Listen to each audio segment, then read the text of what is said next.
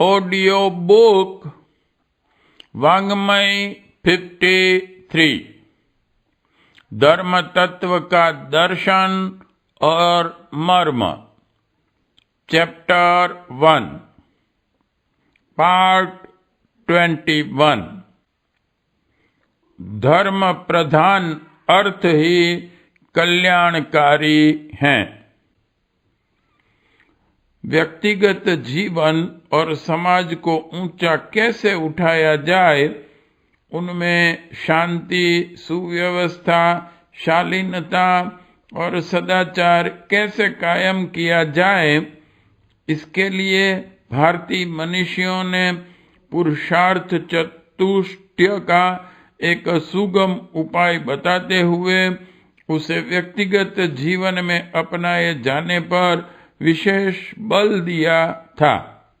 पर दुर्भाग्य यह है कि वह वार्तालापों के मध्य होने वाली दार्शनिक चर्चा मात्र बनकर रह गया है।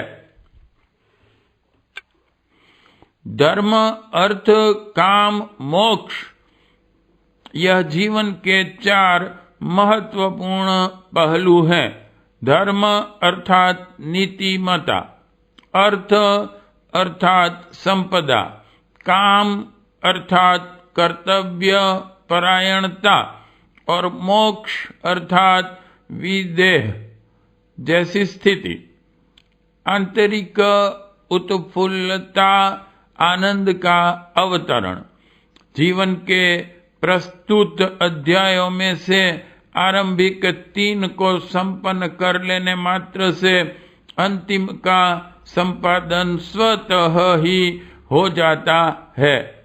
इन तीनों में से भी प्रथम 2 विशेष महत्व के बताए गए हैं, पर आजकल तो सर्वत्र अर्थ को ही प्रधानता मिली हुई है और इसी के इर्द गिर्द जीवन घूमता रहता है।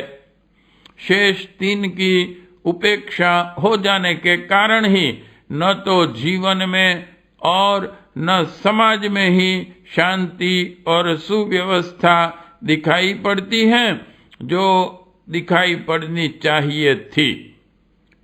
संप्रति व्यक्ति यदि धन कुबेर बन भी गया तो उसे ही चैन कहाँ है।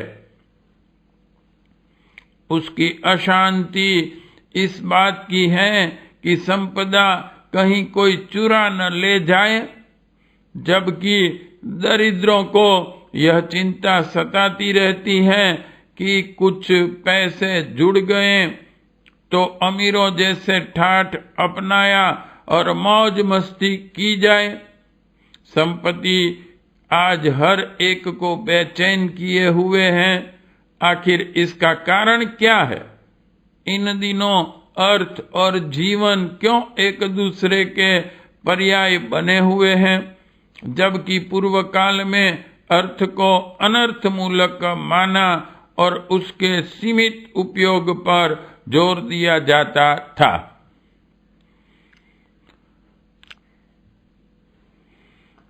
गहन विचार मंथन से यही ज्ञात होता है कि इस लंबे अंतराल में मनुष्य का उत्कर्ष के बजाय अपकर्ष ही हुआ है। परमार्थ परायण बनने की तुलना में वह अधिकाधिक स्वार्थी बना है। स्वार्थ जब जहां भी पैदा होता वह निजी सुख सुविधा की मांग करता है। सुविधाएं अनुचित संचय और दूसरों के अधिकारों के अपहरण के बिना संभव नहीं। यह दोनों बातें ऐसी हैं जो प्रच्छन्न रूप से वैभव से संबंधित हैं। संचय की आम प्रवृत्ति धन के प्रति होती है।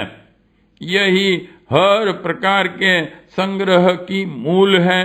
दौलत यदि नहीं हुई तो दूसरे प्रकार का संचय भी असंभव स्तर का बना रहता है। इसलिए लोग संपदा को ही इकट्ठा करना ज्यादा पसंद करते हैं, क्योंकि इसके माध्यम से बाद में कोई भी अन्य सुविधा आसानी से खरीदी जा सकती है।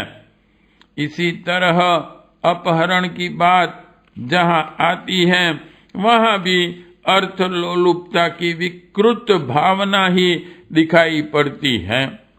लोग पद का, धन का, जमीन का, मकान, दुकान, सामान का अपहरण करते देखे जाते हैं क्योंकि वे सब संपदा के स्रोत हैं। किंतु इन दिनों एक नए प्रकार का अपहरण बड़े पैमाने पर घटित होता देखा जा रहा है। यह है आदमी का। व्यक्ति अपहरण के अधिकांश मामलों में अर्थ का घटना से सीधा संबंध होता है और धन के साथ ही अपहृत व्यक्ति छूट भी जाता है। कुछ ही प्रकरण इनमें ऐसे होते हैं जिनमें घटना का संबंध सीधे रुपये पैसे से न होकर अपहर्ता के किसी स्वार्थ से होता है, पर ऐसे मामले उंगलियों में गिनने जितने होते हैं। अधिकांश में इसका उद्देश्य फिरौती की रकम प्राप्त करना है। स्पष्ट है, जैसे जैसे मनुष्य में स्वार्थपरता बढ़ी वैसे उसमें धन के प्रति आकर्षण भी बढ़ा है और तदनुरूप अर्थोपार्जन के नए नए अवैध धंधे भी अस्तित्व में आए हैं। इसलिए पहले जो लक्ष्मी धन की पर्याय मानी जाती थी, कल्याण कारक समझी जाती थी, अब वही परेशानी का कारण बनी हुई है। भला लक्ष्मी के आगमन से किसी को कठिनाई क्यों कर होनी चाहिए? जो स्वयं मंगल कारक हैं, उनसे अमंगल की संभावना कैसे हो सकती है? ऐसा वस्तुतः लक्ष्मी संबंधी तत्व दर्शन भली भांति नहीं समझ पाने के कारण ही है। लक्ष्मी का तात्पर्य मंगल और कल्याण साधन की देवी से है। शब्दकोशों में इसीलिए लक्ष्मी को उद्योगी पुरुषों के द्वारा प्राप्य या पुरुषार्थियों को अपनाने वाली बताया गया है। स्वयं पाणिनि ने भी कुछ ऐसा ही अर्थ करते हुए लक्ष्यति पश्यति उद्योगिनम इति लक्ष्मी कहा है। इन अर्थों में स्पष्ट है कि जहाँ पुरुषार्थ और पराक्रम होंगे वहाँ लक्ष्मी भी होगी। पुरुषार्थ और पराक्रम नीतिवाचक शब्द है, अनीति बोधक नहीं। आज चूंकि पग पग पर अनीति अपनाई जा रही है, इसलिए धनोपार्जन जैसा सरल मार्ग भी सर्वथा नैतिक नहीं रह सका, या यूं कहा जाए कि बिल्कुल अनैतिक बना हुआ है तो कोई अत्युक्ति नहीं होगी। जहाँ पुरुषार्थ की जगह बेईमानी हो, भला वहाँ लक्ष्मी कैसे विराज सकती है? वह तो नीतिवानों की सहचरी है। इसलिए आज के अधिकांश लोग धन कमाने में सफल हो तो जाते हैं, पर लक्ष्मी तत्व के अभाव में सदा अशांत और असंतुष्ट बने रहते हैं। आर्ष वाङ्मय में असुर शब्द उन लोगों के लिए प्रयुक्त हुआ है जो न स्वयं चैन से रहते न दूसरों को रहने देते हैं। इस बिंदु पर वर्तमान धनाध्यक्षों की मनोदशा भी ठीक उन जैसी ही दिखाई पड़ती है। यह बात और है कि वे वैसे अवांछनीय आचरण में निरत नहीं रहते, पर मानसिक अस्थिरता उन्हें बेचैन तो बनाए ही रहती है। ऋग्वेद में ऐसे ही कितने ही मंत्र हैं। जिनसे विदित होता है कि असुरों की संपदा देवताओं की तुलना में कहीं अधिक थी।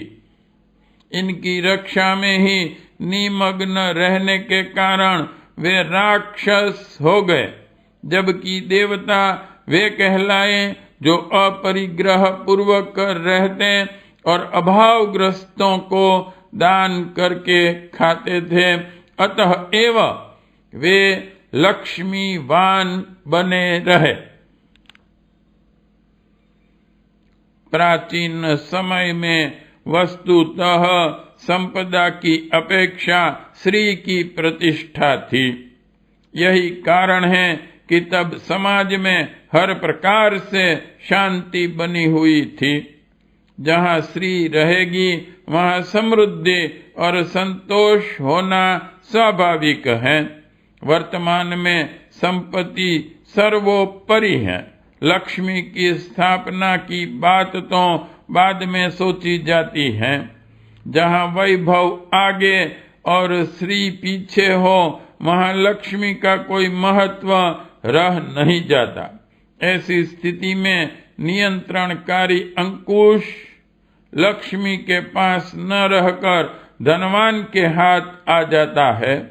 जब मंगल चाहने वाली देवी का दौलत पर नियमन ही नहीं रहा तो उसके दुरुपयोग की बात कैसे सोची जा सकती है।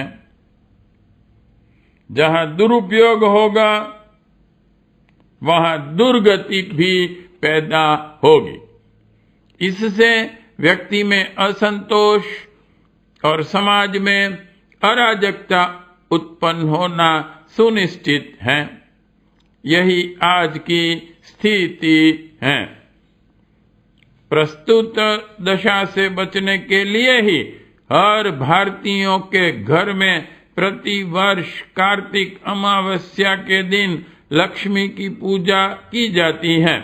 यह पूजन जहां आडंबर युक्त उपचार बनकर रहा, वहां की स्थिति में सुधार की रत्ती भर भी गुंजाइश नहीं रहती, किंतु जहां लक्ष्मी के तत्व दर्शन को हृदयगम करते हुए उसे व्यावहारिक जीवन में अपनाने का प्रयास किया जाता है, वहां श्री वृद्धि प्रत्यक्ष देखी जा सकती है।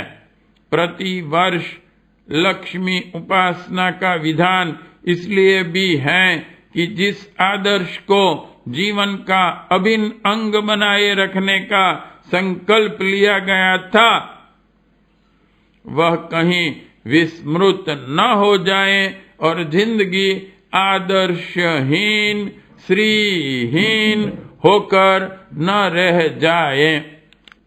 इस निमित्त भी लक्ष्मी की आराधना की जाती है, किंतु इन दिनों तो इस पूजा का अर्थ देवी की उपासना से माला माल हो जाना लगाया जाता है।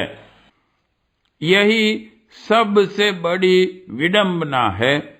यदि ऐसी बात रही होती तो लक्ष्मी नारायण मंदिर के पुजारी अब तक विपुल वैभव के स्वामी बन गए होते, पर वर्षों की पूजा के बाद भी उनके जीवन में ऐसा कुछ घटित होते कहाँ देखा जाता है। इससे स्पष्ट है कि लक्ष्मी अर्थतंत्र के श्रेष्ठतम सदुपयोग और सुनियोजन की देवी है। गांव में कन्या को प्रायः लक्ष्मी कहा जाता है। यहाँ का भाव उसकी उपस्थिति से पिता के धनपति बनने जैसा नहीं, वरन इतना है कि वह अपने व्यवस्था कौशल से घर को एक सुखद सुंदर वातावरण प्रदान करती है। सही अर्थों में देवी लक्ष्मी की भूमिका भी इतनी ही है। इस प्रकार अर्थ अनर्थ के बीच का भेद समझने और लक्ष्मी संबंधी तत्व दर्शन के अपना लेने के उपरांत कोई कारण नहीं कि शेष तीन पुरुषार्थ साथ साथ संपादित न होते चलें। जहां अर्थतंत्र की नियामक श्री रहेगी, वहां धर्म तत्व भी रहेगा और कर्तव्य परायणता भी निभती चलेगी। इन तीनों के समन्वय से जीते जी मोक्ष जैसा आनंद न मिले, यह हो ही नहीं सकता।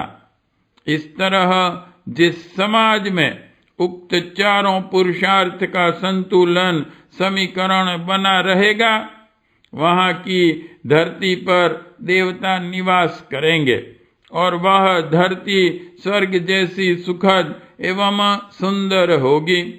इसमें दो मत नहीं। पाठ 21 समाप्त।